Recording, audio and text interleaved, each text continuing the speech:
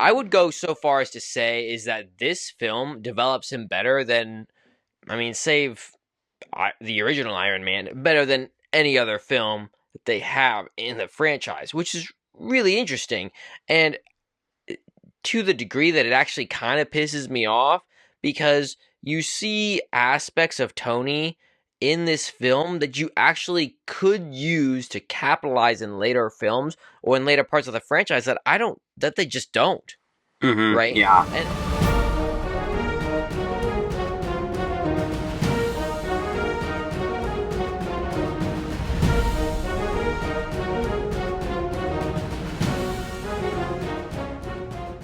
hello, ladies and gentlemen. Welcome back to another episode of A Lost Plot, the podcast by storytellers for storytellers so that we can tell better stories ourselves. As always, I'm your host, Maverick, and today we have back with us one of our favorite guests and co-hosts, Avalon, to review the third in the Iron Man trilogy. That's right, Iron Man 3. This is a film which was the screenplay specifically, we always start with that, but I sometimes assume it a bit too much. The screenplay was by Drew Pearce and Shane Black and directed by Shane Black as well. So, getting right into the details, Avalon, what is your initial impression and rating of Iron Man 3? The funny thing about the Iron Man movies for me is that looking back on them, it's like the first one was the only one I really liked when I was a huge Marvel fan years ago.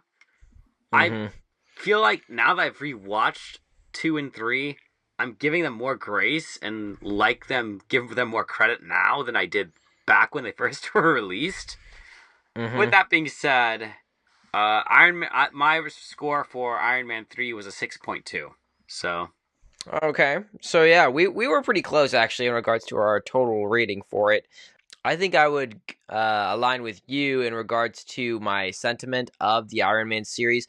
The first one, super great. The second one, we talked about that last time. It's a repeat of a lot of the ideas that we saw in the first one yeah. in a new packaging, right? And then this third one has some uniqueness for sure, but I don't know that it necessarily stands as a super amazing film.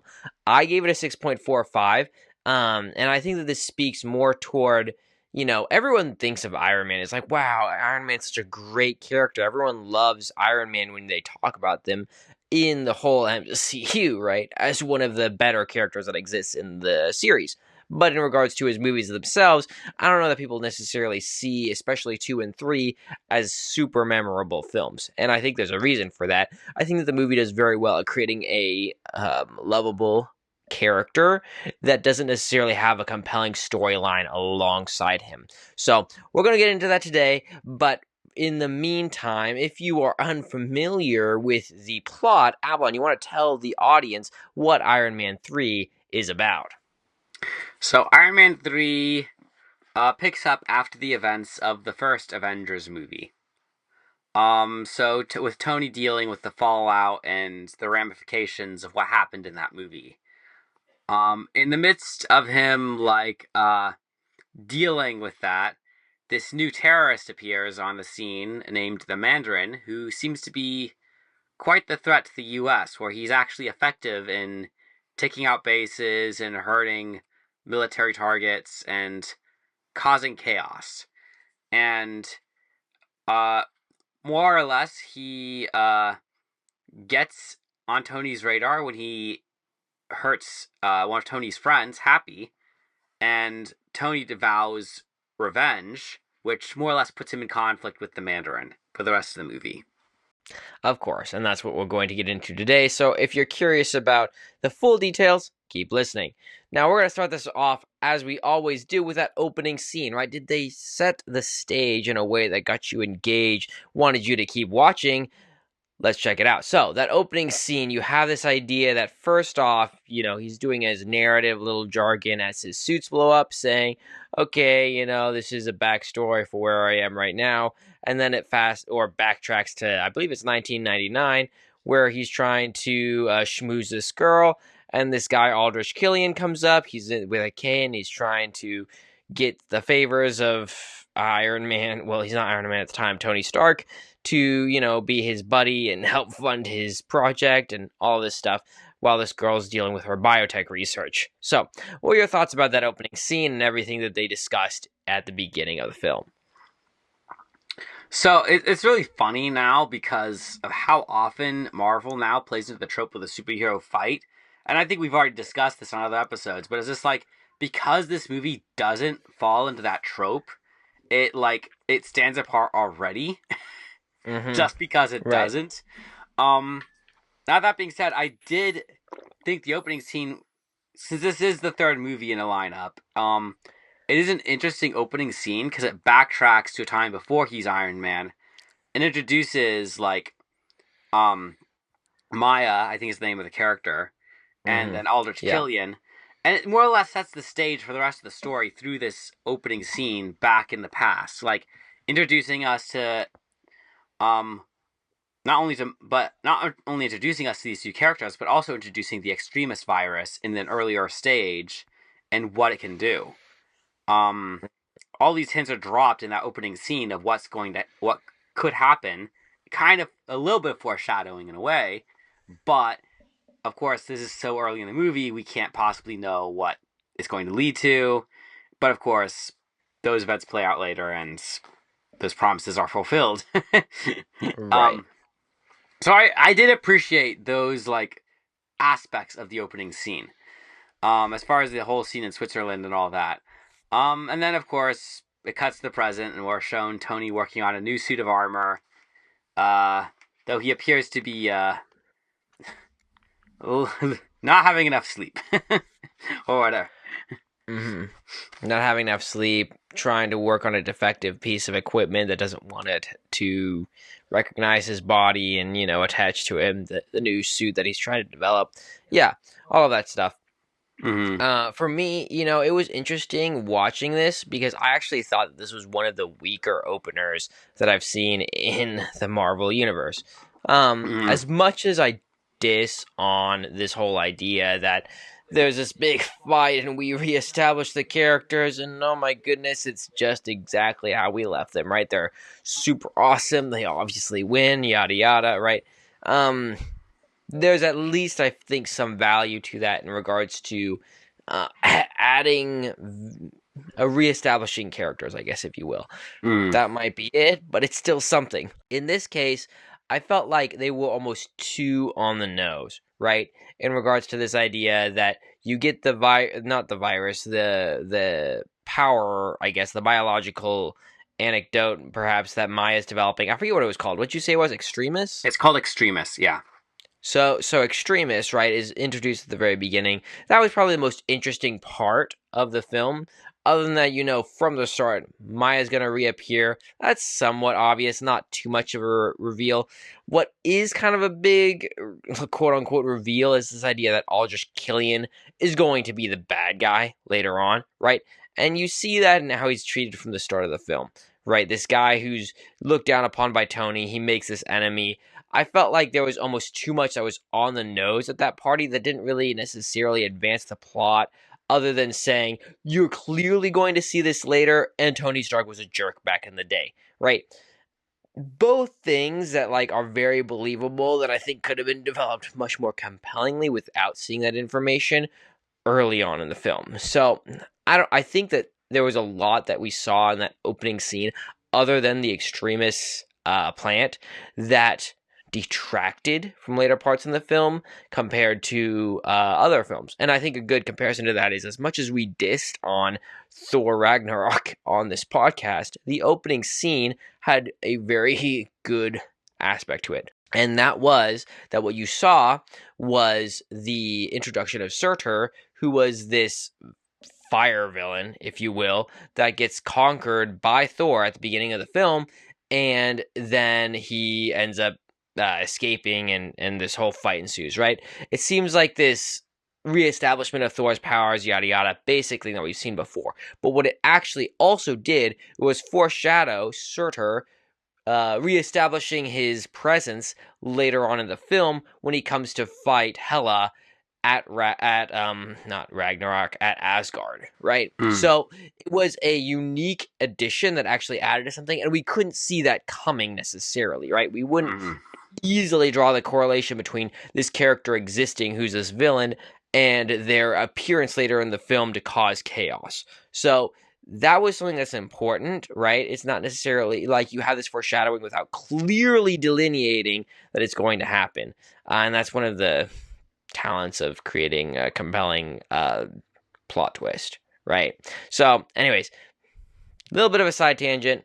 All that to say is, of all of the openers that I've seen from Marvel, a lot of them are not that good, but they're okay. In this case, I thought it was actually less than okay, and they really actually hurt Hmm. themselves a little bit with it. So, Okay. anyway, Do you but think? I'm Okay. go ahead, go ahead, go ahead. So you think the opening was too telling as far as like opening scene? Well, so like let's look at it, right? We see the introduction of Aldrich Killian, who is very much similar to who is the villain in the last film, um, Justin. uh, Justin Hammer, No, not right? Justin Hammer. Oh wait, are you talking about Ivan Vanko or? No. I was talking about Justin Hammer. Oh, So okay. Justin Hammer in the last film is like this guy who's head of this company who doesn't like Tony Stark, who's developing weapons that are, or technology that's counter to Tony Stark. Right? In this case, what do you get? You get Aldrich Killian, who is not a fan of Tony Stark, who is developing weapons that are anti Tony Stark. Right? All these different ideas. It's like, wow, we have seen this before. And so I think that introducing at the very beginning why this person hates Tony Stark is like, it establishes motive, but it doesn't give us a reason to be more invested in the plot, because then now we see from like the very beginning of the film where this film is going, right? So Okay. I don't know. I think that it was too telling at the start of the film. Okay. Like there, and that's the whole balance of like, can you create intrigue without telling them too much, right? It's a balance. It's a dance. It's So it's like well, this whole thing you're supposed to do when you're telling a story is to mm, reveal information without revealing too much information. And in mm. this case, I think Well, they revealed too much information. I would argue that while the opening scene does establish Aldrich Killian's like less than friendly demeanor towards Tony, I don't necessarily see that as a indicator that he becomes the main villain of the movie. Just from that. Well, not necessarily the main villain, So right? I So would agree that it like for does example, establish his antagonism, like their rivalry for sure.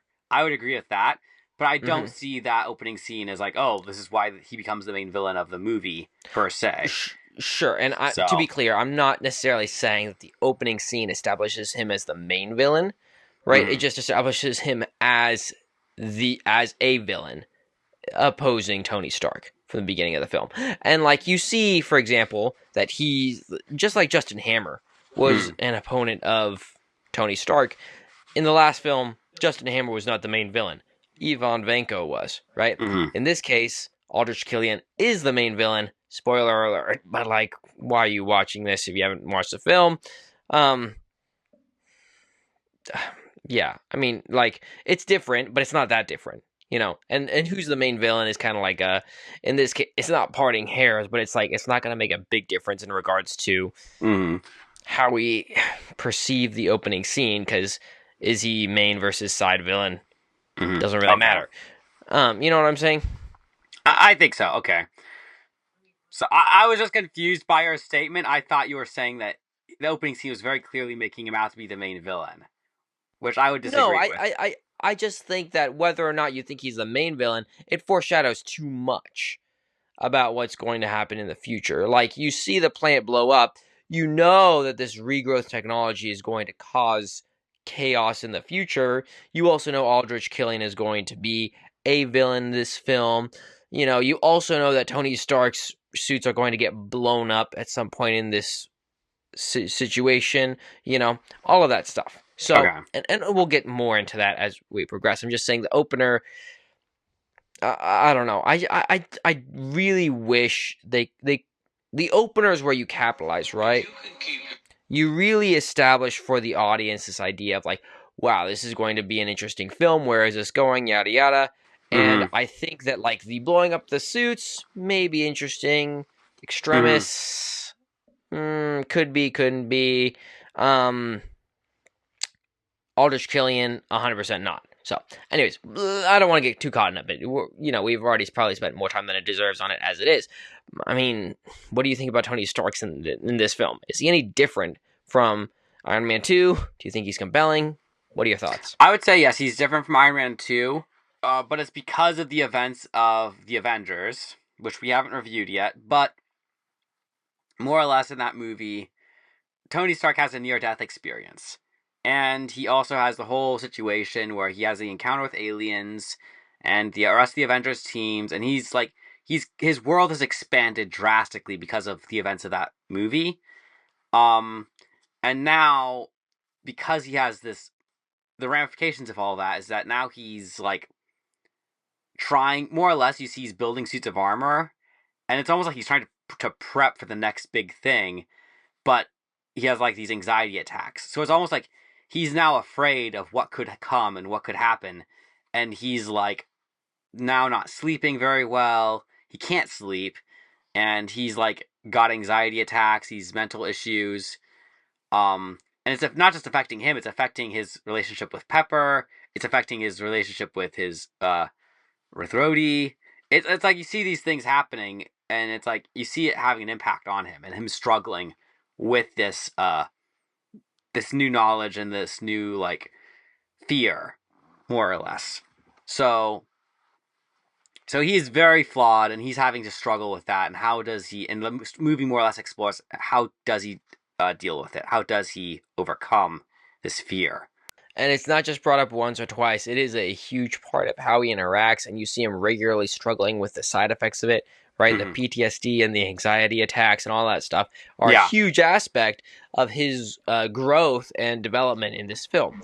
yeah. I would go so far as to say is that this film develops him better than, save the original Iron Man, better than any other film that they have in the franchise, which is really interesting.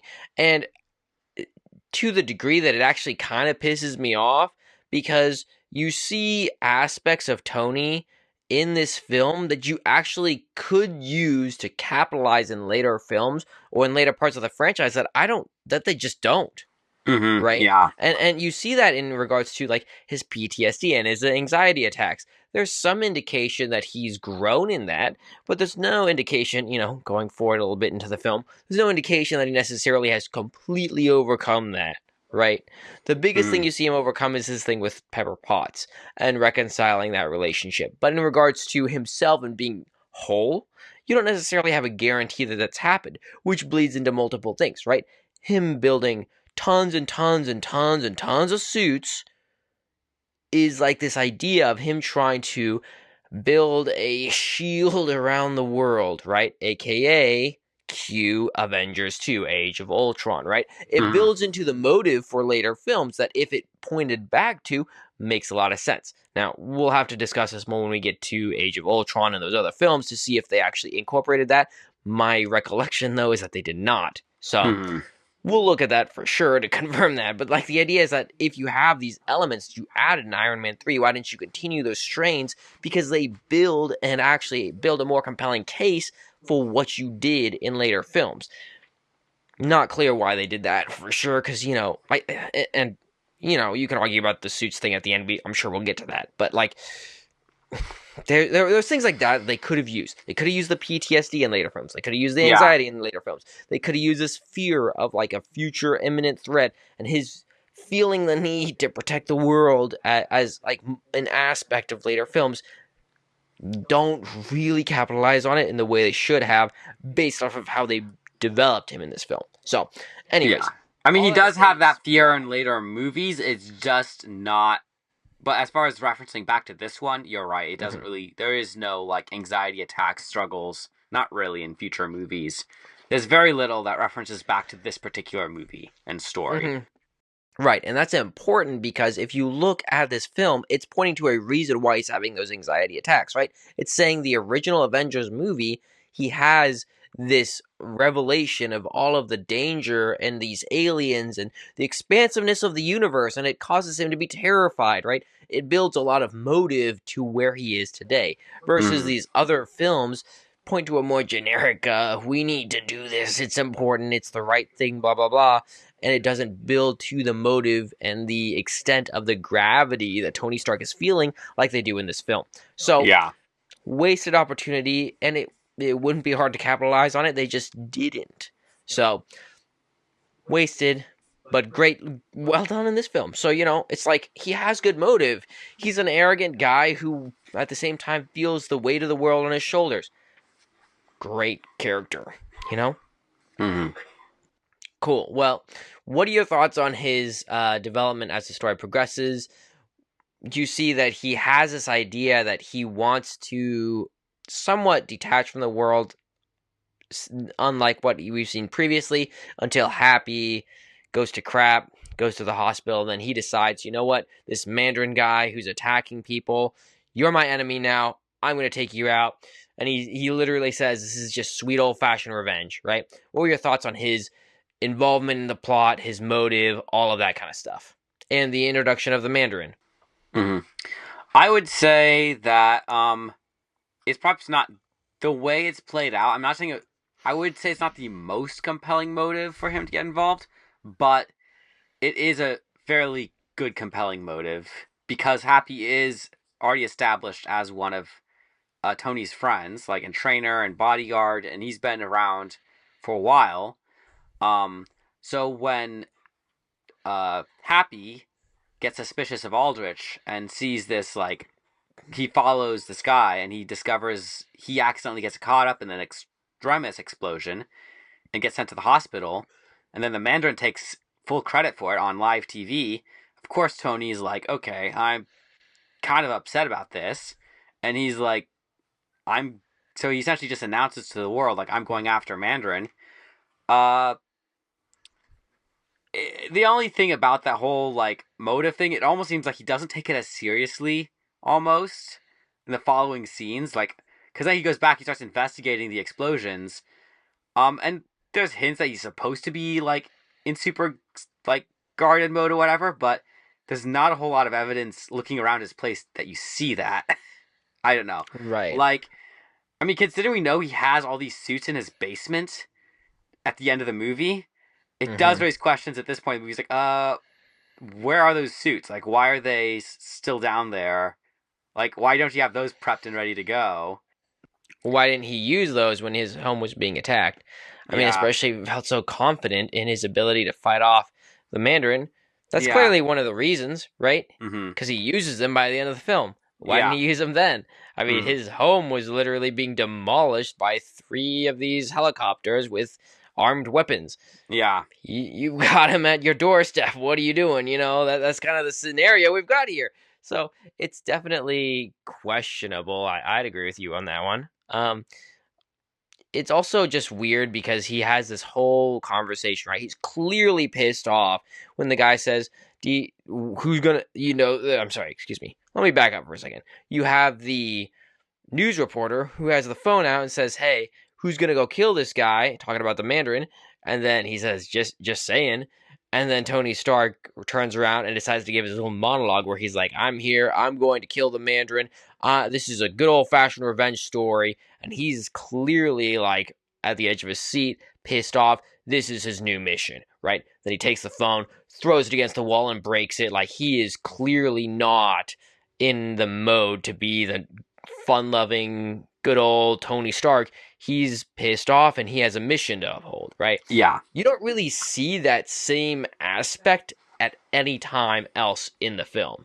As mm, great as that monologue is, right? It's a pretty good. And you see this idea of, oh, now Tony has these extra flaws. He's trying to do a good thing for a wrong reason. There's so many ways you could go with something like that. It's like, oh my goodness, this is not a good thing, but it's like you want to do you could achieve a good thing for the wrong motives, and this is what it looks like he's going to do. But then they kind of throw that out the window. So it's I don't know. I mean, it's another thing out there. There's several things like that in this film where it's like you had potential here. What are you doing? I think that's interesting. That you could go places with that, but they don't do anything with it. So, you know, I think it's overall decent, right? He still has good motive with Happy being hurt and all that stuff. Yeah. It's just like they kind of mislead you with the words that he says and then what he actually does. Going back to what you said, it's like, they say one thing and then do another. Hmm. Why?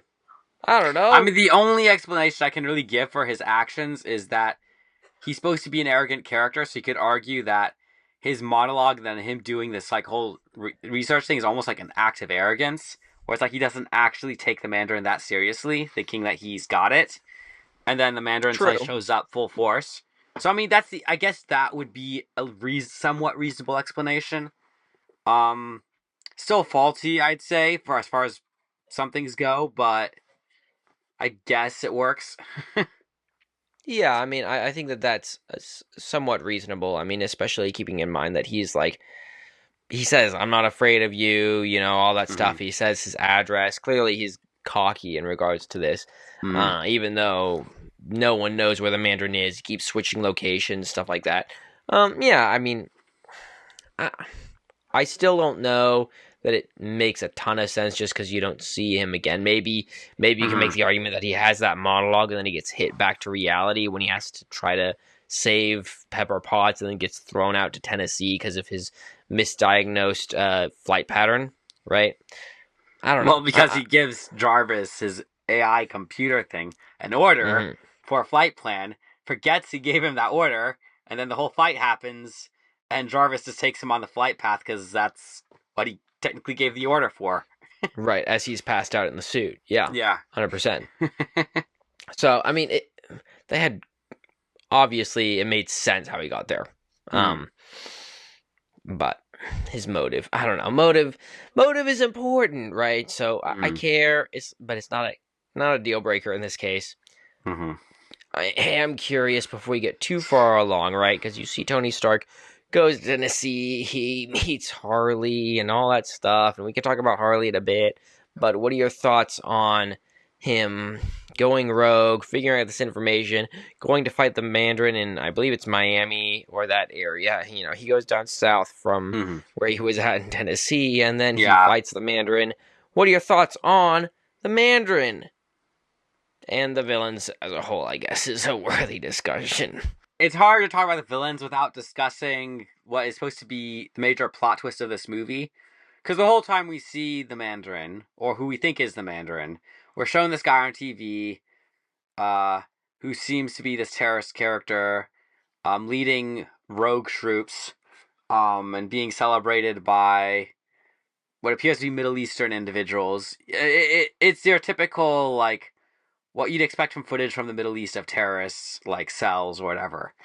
Um, but then we're shown this Tony Stark finds this guy, and it's an actor, a guy Mm-hmm. who's playing a role. He's not actually a terrorist. In fact, he doesn't believe people have actually died up until this point. Hello, So my name is Trevor. yes, so and it's revealed essentially at that point that the real Mandarin, or the villain behind the Mandarin, is Aldrich Killian. He's been funding Mm-hmm. him. He's been using him to achieve his own goals and to destabilize essentially the U.S. and to put the president in a precarious position. Um, so I mean, so as far as Aldrich Killian goes, in some ways he's a great villain in that he's manipulative. He works from the shadows. He's good at getting what he wants. Um, in fact, he actually does some things. Like there are certain moments during the movie he does the right thing as a villain should do, and he actually kind of establishes he does have the ability to hurt Tony and to affect him and Mm-hmm. make legitimate threats against him. Uh, Now that being said, I mean there are times he makes decisions which are questionable, but Mm-hmm. those are few and far between. They're like little moments here and there. So, um, like I am not completely sure what he gained out of killing Maya in that one Yeah, scene. well, yeah, I wondered that too. It was one of those moments in the movie where, like, what was the point of that? I mean, she was Yeah, threatening to inject herself with extremis or whatever, I right. And guess. so for the audience as a background, right? Tony Stark gets captured, finds out that Aldrich Killian is behind all this. Aldrich Killian comes up to him and looks like he's going to kill Tony Stark. and then his assistant, who we had met at the beginning of the film, Maya, who helped Aldrich Killian to develop this technology that is regrowing people's limbs, but also can cause them to suddenly explode. She holds it's some sort of device up to her neck and says, "I'm going to kill myself unless you let Tony Stark live," because she thinks that Aldrich Killian is going to kill him. And Aldrich Killian responds by just shooting Maya and killing her himself. So Hmm. it's not clear why he did that, is what Avalon is pointing to. But continue your thought process. Yeah, I mean, I guess they're trying to establish he's a little bit of a psycho. Mm-hmm. Um, and I guess that does work. It's not like it completely fails. It's just Yeah, I I guess guess I'm trying to fit it in his general character. I guess it's like when I keep thinking of this psycho part of him, it's like I'm trying to like fit a consistent like character like profile in my head, and that part just doesn't mesh. It just Yeah, doesn't. The more I yeah, think about it, it's just like it just doesn't work. And it's like they're trying to establish it in these few scenes, but because of how few times it happens, it doesn't. Mm, it's I don't hard. know. It's hard to buy that he's a psycho because of Yeah. how he is so logical and consistent with everything else that he does. Right? He's Yes. very. It's not like he just randomly does anything in this film. Yeah. Honestly, like he is there with Trevor, right? Mm-hmm. Establishing this character of the terrorist cell, right? Mm-hmm. This idea of the Mandarin and saying that he exists and helping to develop him. He's very careful, very meticulous. No one knows where he is. No one knows where he's coming from. And you'll never see me coming, right? That's the whole line. And he ensures that that's the case, right? He's super meticulous, super careful about everything that he does. And so the idea Yeah. that he just randomly decides to kill Maya seems very much out of the blue. And you get Yeah. more of that as the movie progresses. Yeah. I mean, yeah, and it's not just Maya. Like the whole, like, I forget what did he say was his reason for killing the president. Like that whole scene. Like, I don't understand what is Well, the so benefit off of this. Like, yes. because his goal The is to create like control, like supply and demand, and like create like I guess a war. It was mhm. like since that was his goal. Like, how does killing the president per se, like in that one scene, help with that? I guess that was the one thing that just. Right. I think you have to do a lot of extrapolation for him in this Mm-hmm. part of the film in order to justify it, right?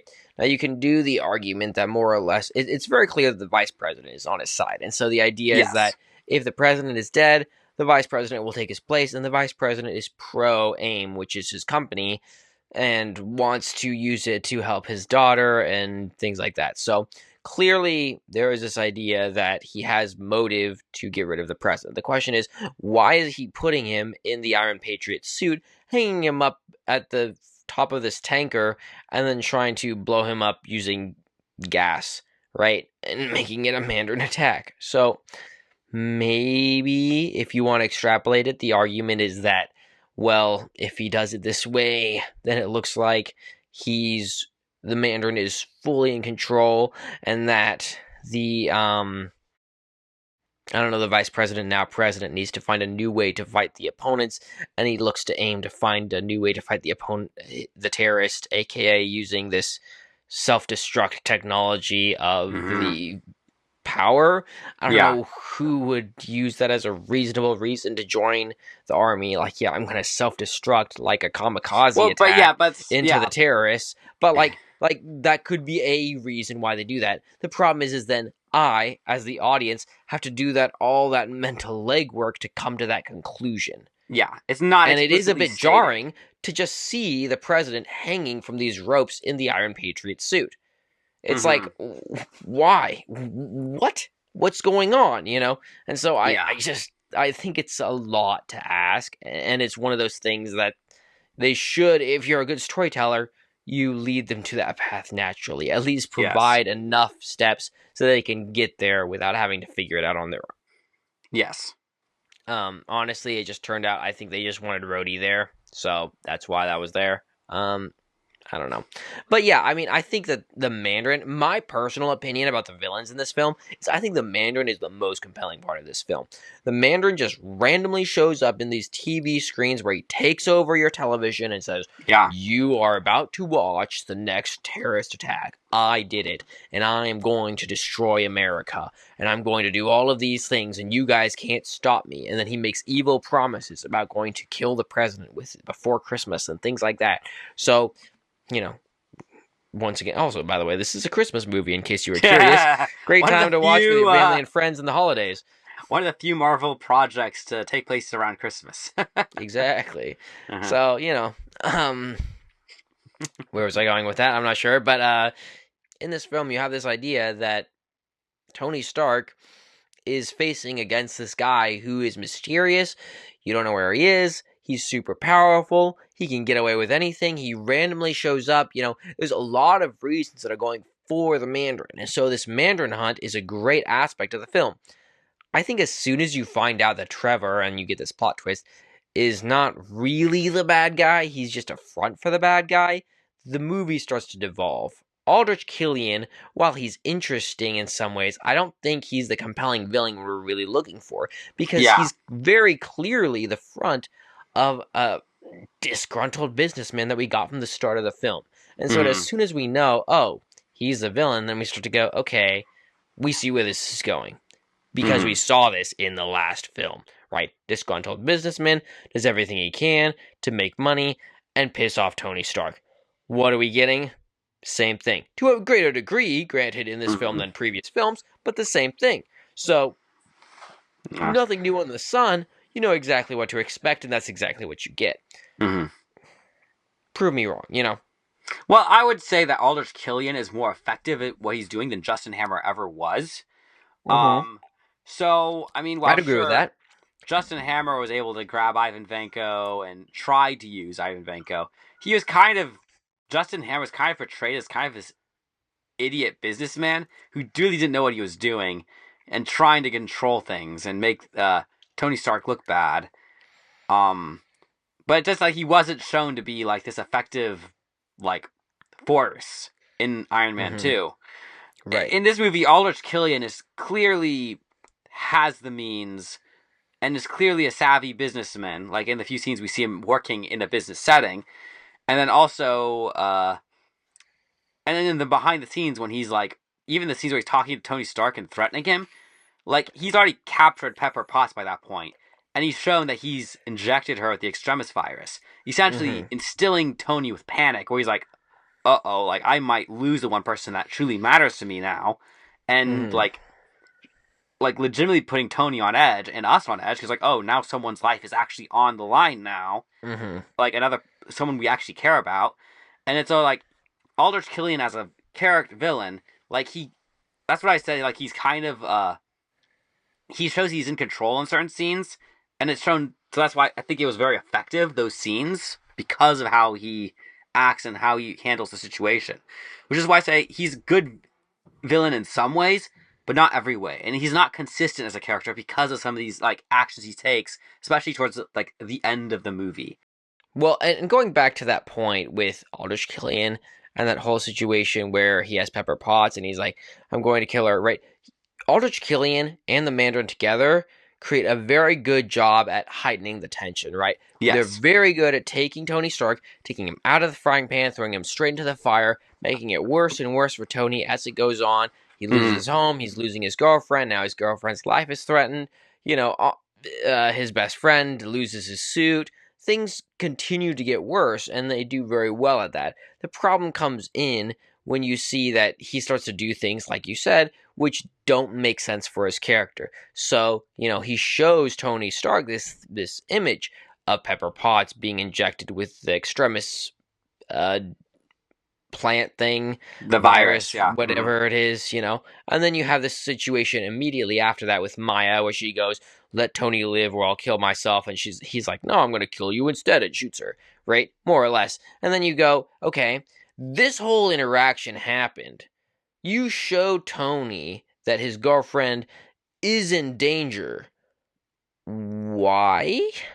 Do you want him to develop a cure Do you Well, not? okay. Do Now that I'm you actually like, thinking, supposedly he's supposed to develop a cure, but then he doesn't really follow that train at all. He doesn't even mention it personally, and all of that is mentioned by Maya, not him. And so it's like, where is Aldrich Killian's horse in this race in regards to Tony? It's not clear. It seems like he's just like, oh, see this? Now I'm not going to kill you. Goodbye. Oh, he escapes. Crap. Dang it. thinking back on that scene, I'm not sure if he was going to kill him. He was trying to at least recruit Tony Stark for part of that scene to his cause. Mm-hmm. Um, and I know that showing Pepper Potts with the extremist virus was a way to put. I mean, it was a way of getting back at Tony for one thing, for what happened in Switzerland. But it was Sure. also what else? It was also like putting Tony on edge and trying to motivate Tony in a specific direction. Now, after that, though, I'm trying to think back on that scene. I don't think it was a very confusing scene, and Well, and I'll agree with that. Yes. motive for Aldrich Killian just seems very convoluted in that scenario, where it Mm-hmm. seems like he's coming up. At first, it does seem like he's coming up to say, "Hey, let's make a deal," and then he does that whole thing with Maya, and he's like, "Oh, okay, deuces, my guys, I'll see you later," and then just walks away. And you go, okay, well, what was the purpose of all of that? I don't know, because now you're walking away. So goodbye. And then, of course, Tony Stark escapes, and it's a happy day for him because he fights the bad guys and gets away. So, um, I don't know. I think that there's a lot of, going back to what I said earlier, right? There's a lot of good things about the Mandarin to start. As soon as we realize that Trevor is just an actor and that Aldrich Killian is really the enemy, then it starts to go downhill. And I think it starts with, although it's a good scene in regards to heightening the tension, you get confused from that scene and it just devolves from there, right? Yeah. But let's get to that ending scene because the ending scene is really where you see that to a full degree, where you see them at this place. Tony Stark and Colonel Rhodes are trying to save the president. They're also trying to save Pepper Potts. They're also trying to stop Aldrich Killian from his dastardly plans to, make money and cause chaos and all of this stuff. What were your thoughts about that ending scene and everything that was involved there?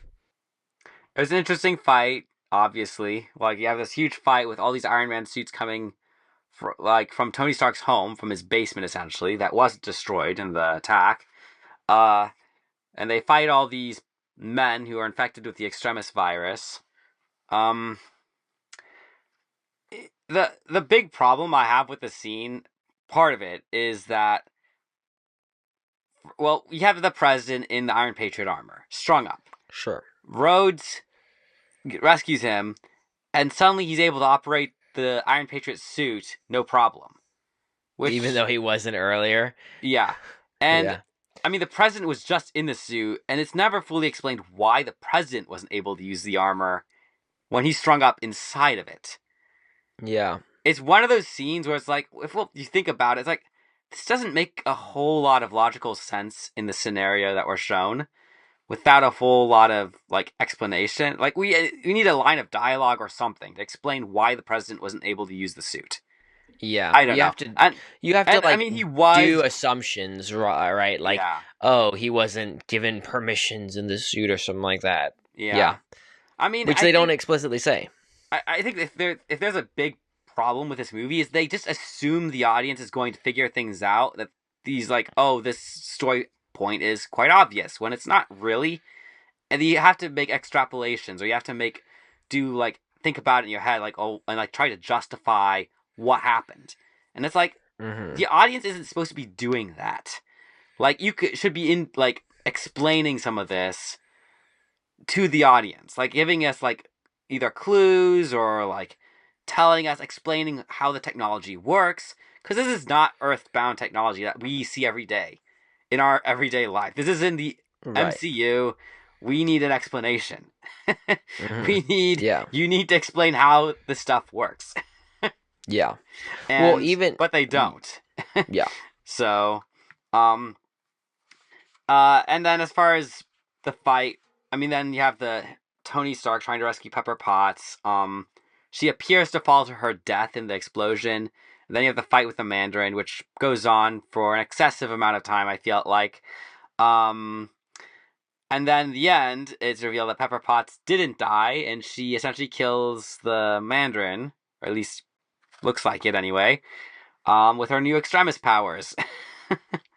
Yeah. By So, the way, at this point in the story, Aldrich Killian claims the mantle of the Mandarin. So now oh he's the yeah. Mandarin because he said so.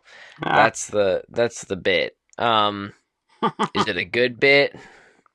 Um, I, I really don't think so. Some No. people might. And I even think they don't really think so because they made a short story that said this was a mockery. So, Well, I you mean, know, okay, for context, one of the reasons I did not like this movie when it came out is because being the avid comic fan I am, I'm very familiar with the comics and some of these characters. The Mandarin is an actual villain in the Marvel comics. In fact, he's one of Iron Man's greatest villains. He's really powerful, and he's not someone to be trifled with. And yet, this movie like set up as like, oh, the Mandarin's gonna be in it, except it wasn't the Mandarin. It was someone else who claimed to be the Mandarin. And I think a lot of comic fans were really upset with this movie at the time because it did this to them. They were like, this was not the character we were promised. right. And Yeah. so, um, but yeah, no, the movie like does this whole thing with Aldrich Killian claiming to be the Mandarin, and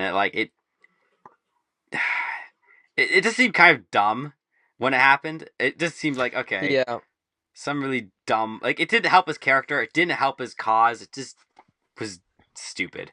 Well, the point that he claimed, and this is, I personally didn't have a problem that with the Mandarin being a facade Hmm. for a greater purpose. Well, I think Of if all they'd things, claimed any other villain or like made up a villain for this movie, it would have been perfectly fine. But yeah, I think comic fans are upset because they actually took a character from the comics who's really like liked by certain people, and then is just like because he's a powerful villain, and right, then they did this twist. And it's like, okay, you promised something and then didn't deliver for the right, fans. right. And I think this gets explored a little bit more in Shang-Chi and the Legend of the Ten Rings. So when we review Yeah. that, we'll get more thoughts on that. But specifically for this film itself, I think that I personally didn't have a problem with what they were doing with the character, but I'm also not a huge fan, right? I thought the Yeah. plot twist was pretty interesting.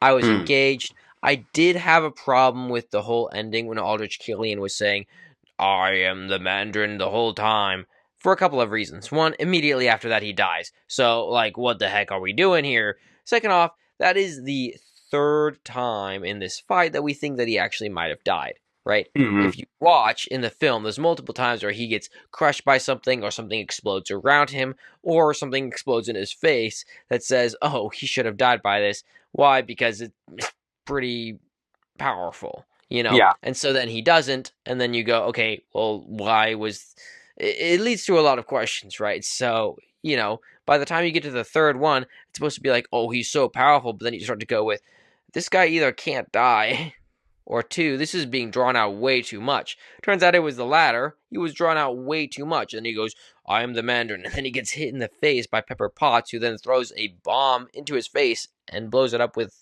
uh, the Iron Man pulse hand thing, Yeah. The and then repulsor he's thing. Yeah. dead. And it's like, why did that work when the self destruct button on the other Iron Man suit that he got captured in didn't work? It's not clear, and so it's just like this is another example of uh, irrational actions being used to justify where we are in the plot at this point in the film. And I just don't Yeah. think it makes any sense for the ending, Yeah. and it leads to more questions than answers. I also just want to say this isn't like a huge pet peeve for me, but it is one for stories. A story with too many climaxes where it's like we're told like, oh, this is the end, and then it's like, nope, like psych, it keeps going. Like Yes. I really hate it when a story does that because there's no point to that. It's just dumb on a certain level because it's like maybe you do it once and that's fine. Like, oh, okay, we thought he died and then he comes back. We have another like you do it once, it's fine. But if you keep doing it over and over again in the same movie within this like course of 20 minutes, it starts to get old real fast, and it starts to really irk me. It's part of the reason why I hated Star Wars Episode 8 when it came out, because did the exact same thing. And this movie does the same thing with the fight with Aldrich Killian. 100%, I agree. Let's get to those side characters before we get to those themes and the ending thoughts on the film. I Okay. want to hear your thoughts on, and you could wrap these all in one, or you could take them individually. I'm thinking about Pepper Potts. I'm thinking about Harley. I'm thinking about Happy, and I'm thinking about Colonel Rhodes. What Mm-hmm. are your thoughts on those characters? Well, for this particular movie, Happy doesn't have a very large role. He's in the like Sure, but it's the I would argue it's the history significant. scene. Yeah, I mean, obviously he's the impetus for getting Tony like into the plot. Obviously, um, I think he is. I would say, as far as all the side characters go, most of them are actually fairly well developed. Like, we're actually given some base motive for almost everyone. Even Happy, where it's like he doesn't trust Aldrich and he sees how Aldrich is like getting close to Pepper. So it's almost like we see in his head like the alarm bells going off. And he's like, okay, I need to investigate this guy, see what he's up to. And so him getting involved in like following Aldrich's men and then getting caught in the explosion, like it makes sense why he's there and why that happened. Um, Pepper, like she has clearly got her own motives and desires. Um, she clearly cares about Tony, and then when things go sideways, like she's trying to figure this whole situation out before she gets captured by Aldrich. Um, I would say that Colonel Rhodes' character, like he does, even though he's like a soldier who's like trying to do like his duty, you do get the impression in this movie like it does establish he's about protecting his country, the president, about doing his job well and keeping people safe, and he is like trying his best, and he is like um so he is kind of his own character in this movie, where it's like there is something of a character to him. It's not just like, oh, I'm doing this because I'm told to, Right. necessarily. I mean, it is there, but it makes But sense in regards to his character too. yeah, he feels So patriotic. Yeah. yeah, um, and then Harley is like a typical child who like he aspires to be Tony Stark, so he's like always asking him questions, like your typical kid. I mean, makes sense. His character is like smart, but also you know, Sure. slightly I mean, annoying. you're right. Yeah, he's definitely annoying. I don't know. I would say he's a little more rounded out than that, even. I think Yeah, that no, he's he's a definitely more. manipulative, devious little kid, and he's trying to use his ability to get stuff out of Tony Stark Hmm. Tony Stark punches back proverbially and Yeah. says, screw you, kid. I'm going to use you just like you're using me. And, Hmm. he gives him good stuff at the end, so it's not like he's completely taking advantage of a child. But Hmm. you get the impression that this Yeah. kid is not the nicest kid, but Hmm. he's a smart kid and he does what needs to be done and does Hmm. at the end of the day does the right thing kind of stuff. Yeah. So Yeah, I mean that's the majority of the side characters. The only side character who I'm conflicted about is Maya, and that's because she cares about her project, Extremis, mhm, but at the same time, she goes to warn Tony. She goes with Pepper, but then when she gets confronted by Aldrich, like she goes back to working for him in that capacity, mhm, and then they she has that brief conversation with Tony. Then she like threatens to kill herself unless Aldrich does like let Tony go, only to get killed by Aldrich in that scene. mhm. Um, so her motives and character kind of confuse me a little bit, and I'm not sure if I believe her motives and actions. I guess whenever she says certain things in the movie, Mhm. so it's she's the only character though where I have that problem with as far as the Yeah, major side characters. yeah, you So. could kind of argue maybe, but this is once again a situation where you're having to read into and explain for the director what the director was doing, or Hmm. the screenplay writers, right? Where you go, well, maybe she was playing both sides, right? She wanted to stop Aldrich Killian, and then when she sees that she can't, she says, "Oh, I was working for you this entire time to try to get Hmm. Tony to help you solve this problem for yourself." And, Yeah. stuff like that. And then that's when Aldrich Killian goes, actually, I didn't want to solve this problem. Bang, you're dead. But like, there, Yeah. there's this idea that maybe she was trying to do that, It's not clear why. Maybe she was trying to do it from the start. Maybe she wasn't. We don't really know because she dies before we figure that out. So, I don't know. I didn't put a lot of stock into her, even though she was introduced at the very beginning of the film. Yes. Partially because they kind of take her character and throw her in the garbage. Mm-hmm. Yeah. You know, she was just the ex girlfriend that didn't get the interest she wanted, in my impression, and it was like, I mean, a lot of the conflict around Tony Stark in this film, in all reality, surrounds his relationship with Pepper Potts. And as much as he does all these other things, at the end of the day, he is very invested in one, saving the world and his responsibility, the weight of the world on his shoulders, and then also understand like that conflicting interest of being a good boyfriend to his girlfriend Pepper Potts and trying to respect that and be a there for her and trying Mm-hmm. to be understanding in all of this. So, maybe you could say Maya's greatest contribution is she's a foil against the Pepper Potts conflict there, but even then it's kind of reading into it. I don't know. I'm just trying to give him the benefit of the doubt, and I even think that's kind of silly to say, having voiced it. I don't know. I don't know. What I do know is the themes and the messages. What are your thoughts on the themes and messages of this film, Avalon? There's almost like this indirect idea that sometimes our enemy is not who we think it is. Because, I mean, you Mm-hmm. see this whole, like, for a good section of the movie, Tony is, like, chasing the Mandarin, thinking it's this one guy who's appeared on, like, the TVs and through the hacked broadcasts, only to discover that it's not this guy. That guy is an actor. He's a front for the actual villain. Um, so, I mean, there's kind of this theme and message where it's, like, knowing your enemy kind of thing. Um, Mm-hmm. and I guess there's also this idea of, like, overcoming your fears as well, like, learning to, um, be strong in the midst of fear and to find your way out, more or less. Mm-hmm.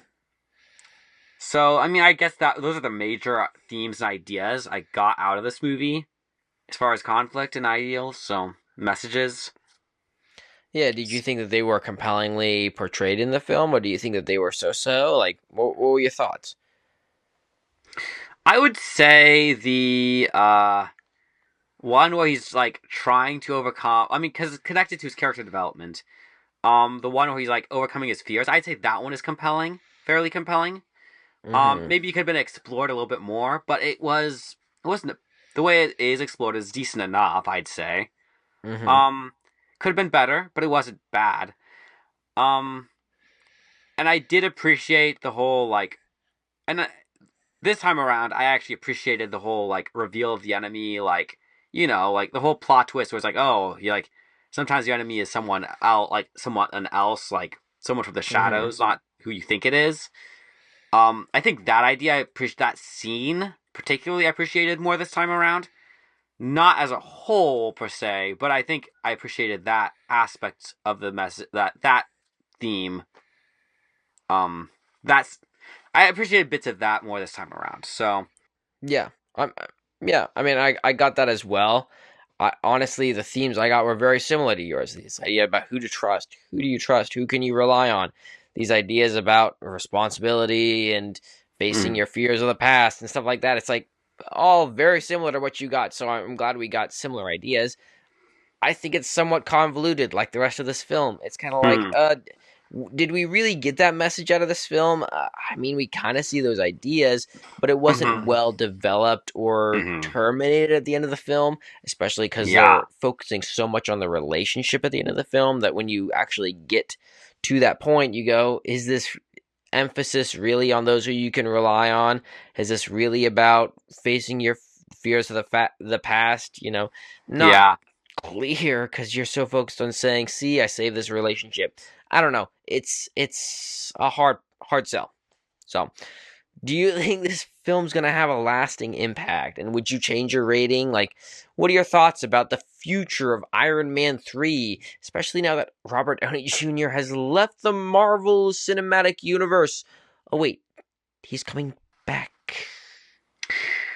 So the way this movie ends, you get the impression. I mean, it's sort of supposed to be a finale, where it's like this is almost like supposed to close out the trilogy and supposed to be like, oh, this is the end of Tony Stark's story. I mean, because in a way, like you see him blowing up all his suits, like almost as a gesture to Potts, and he's like almost giving up being Iron Man. He fixes his chest finally, like goes to a Hmm. doctor and gets the shards out of his chest, so he doesn't need the arc reactor anymore. Um, it's almost like he's turning a leaf and deciding I'm going back to being a normal person. Is almost the way Hmm. the movie portrays his actions at the end. Hmm. Which in a way would be a good ending. I mean, in some cases, especially for a character, the Hmm. problem is like with what we know now, we know that Avengers: Age of Ultron is just around the corner, and he becomes Iron Man again for that. He builds a new suit of Yeah. armor, Right. and Yep. then it's just like, and we know the other movies he stays Iron Man for a good like for another like how many more movies until Endgame. Hmm. It's like, Yeah. I mean, not that he had a bad like he does have a really good ending in Endgame, but with that being said, it does kind of tarnish the ending of this movie, where it's like, okay, I feel like this movie isn't gonna have a lasting impact because it almost like the universe, the rest of the movies themselves, kind of ignore this movie as a whole. Very little about this movie sticks with the rest of the universe, any Hmm. of the other follow up, like Yeah. Avengers or anything like that. Very little sticks around. Yeah. Well, it's like So, you look at this film and they develop so much I mean, the potential that. only thing that sticks around is that whole scene in End Civil War where Tony and apparently Pepper Potts are on a break because of his actions, which is the like, the only fallout of his actions after this movie. And he's like trying to fix things. He admits to Steve Rogers.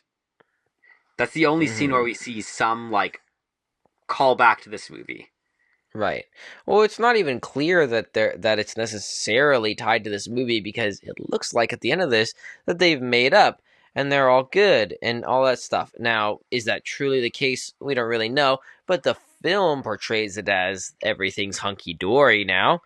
Mm-hmm. So, I agree with you. You could make that argument and it could be well developed, compelling, based off of the end of this. But of all of the arcs to continue from this film, that's like the weakest one. You could Mm-hmm. have used so many of the other ones, and they would have been awesome. And they Mm-hmm. would have worked I super well for the plot lines they were already using, well, and they just I didn't use them. I think the only reason they included that in Civil War is because they needed an explanation or like a fallout from his actions. Like, because this movie ends with him looking like he's going back to normal life, and or like giving so in a certain way, like giving up the suits and something else. I mean, he Hmm. says he's still Iron Man or whatever, but it's kind of a weird way for him to end it. And then you see him become Iron Man, like no explanation, beginning of Age of Ultron. Hmm. No, like there's no explanation, and then you come to Civil War, and it's like, okay, we kind of need an explanation for like what happened here because there's a disconnect between Iron Man 3 and Age of Ultron. So they're Hmm. like, okay, things are not good between Pepper and him now because he took back, made more suits, and became Iron Man again.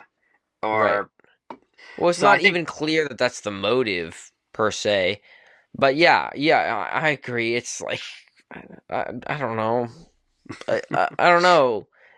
Like I think that's the biggest flaw of this film is that they actually didn't go everywhere, right? Like they do with other films, develop way too many plot lines. They focused on overall a pretty strong idea of this is Iron Man, this is what he's struggling with, this is what he's going to go through. And then at the end of the day, they had a overall an arc, a decent arc. We both gave it a 6, so it's Hmm, solid, not terrible. yeah. And then they took all of these very interesting aspects and threw them in the trash. They said we don't care about this for the rest of the Marvel Cinematic Universe even though it works. We don't want to use it. I don't know why. So, Uh, you know, this is like I think this may be the one few times where we've argued for the continuance of something in future movies. Like, because most of the time we want standalone stories, like everything contained in the story itself. But there's one few times like, this should have affected future movies. yeah. 100%. It's that's true. It's so weird because usually we're like, Marvel, shut it down, don't Yeah. do that. And in this case, Yeah. we go, why didn't you do that? I don't really Yeah. know. There's like a complete lack of communication. But Yeah. that's what you get. And I think that's about it. So that's the Mhm. pod. We hope you all enjoyed it. We'll be back as we always are next week. We'll see you all then.